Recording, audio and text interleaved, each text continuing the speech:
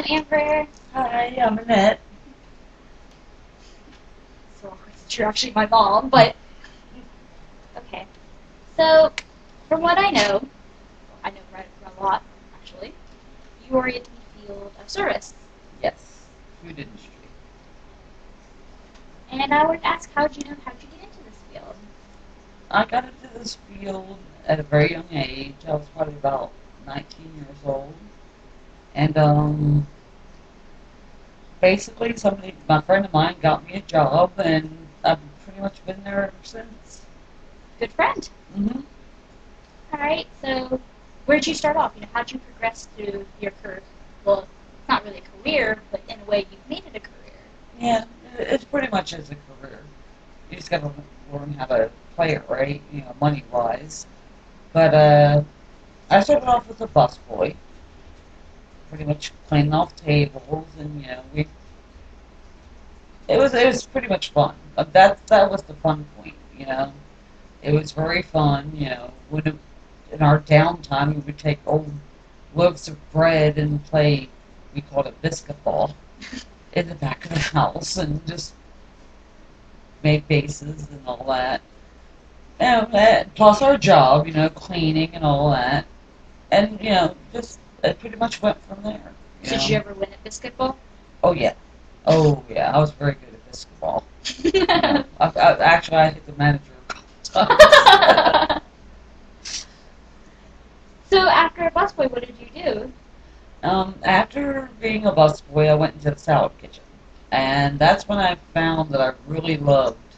Honestly, I really found that I really loved working in the industry. I would much rather be in the back of the house than I would the front. Only because when people see the the food that's presented to them, and getting the comments that they made, oh, this is the best house salad I've ever had. It brings something to you. It makes you feel good. So from the salad kitchen, where did you go? From the salad kitchen, I went to the cook's kitchen, and I didn't like that. I mean, I did enjoy it, and actually, the people that I worked with enjoyed it as well. It's it was just working with a bunch of men, and I was basically was doing all the cleaning. I was It was basically the only way I could make more money, and at the time, my interviewer was born, and I had to make more money. So I took it.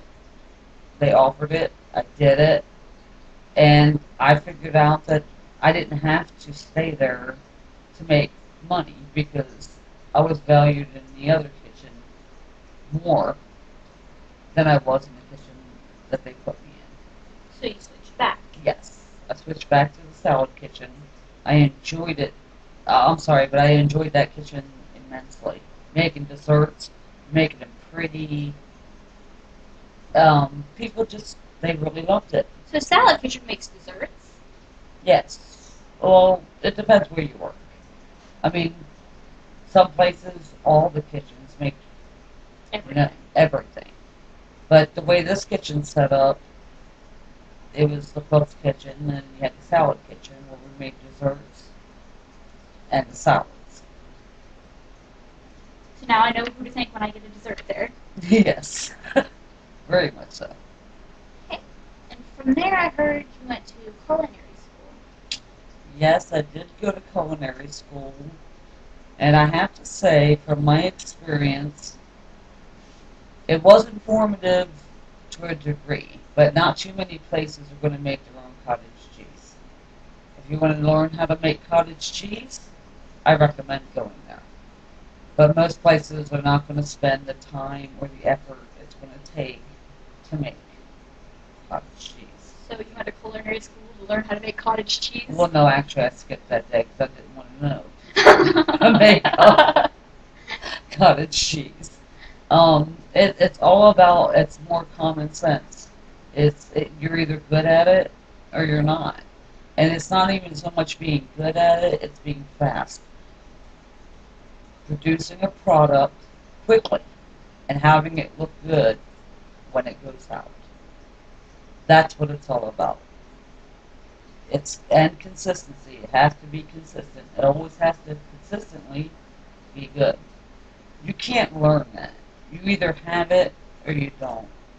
And I've seen a lot of kids go in there that don't understand that are wasting their money. They're spending all this money for a job that they're not going to ever be good at. So it's kind of sad in a way because I've told them, it's like, you need to get out of it. You got to do it fast. You got to be on it, and they don't understand. So we've had a few people come from culinary school, and my boss is like, oh, they went to culinary school, and I'm like, doesn't make them good. They don't. He doesn't understand that it doesn't make them good. They either have it or they don't. Pretty much. So from there you went to bartending. Yes, and honestly, I like that. I have to say I still like salad more, only because I got to make things pretty for people. But I didn't have to deal with the one-on-one. The one-on-one makes it a lot harder because you got to make them happy. Not just what you're presenting, but what you're saying verbally. So you got to present yourself and the food. Exactly. And it's kind of hard, everybody has a bad day, and when you're having a bad day, you gotta fake it. You gotta pretend that you're not having a bad day. You gotta, and there's some people that you don't even like, and you gotta pretend that you like them, and sometimes it's very, very hard, but you do it. That's how you make your money. And back of the house, you're depending on your boss. When you're in the front of the house, you're depending on you, because that's how you're making your money. It's not your boss. Your boss is only paying you for something an hour, 5 something an hour, whatever, So your money comes from the tips. Exactly. So, a lot of times I might have conflicts with my boss, going, oh, you need to do this. And I'm like, no, I don't. I know what I need to do to make these people happy. And sometimes there's conflict of interest as far as that. Well, is there any times where you can't make those people happy? Oh, yes. There are a lot of times when you can't make them happy, even though you bend over backwards. And that's honestly when the management wants to step in. And a lot of times I ask them not to, because honestly I can make them happier than they can. But sometimes management feels they need to step in when they don't have to step in. They just let me handle it, but they won't. So I know communication is a huge part of your job. Yes. You got to communicate with everybody. Yes. How would you say the communication is at your work with everybody, like other workers and whatnot? It's a high turnover rate working in the restaurant business. You get new people all the time. Not so much at the Tree Steakhouse. Honestly, for the most part, a lot of people are happy with their jobs. Most people like each other, for the most part. But every now and again, the boss gets a bug up his butt and thinks that person needs to go. And they really don't have to. They're smiling. They're happy. Well, I think honestly, the communication problem is probably more with the boss than it is with the employees, because he doesn't listen. He doesn't realize what's going on.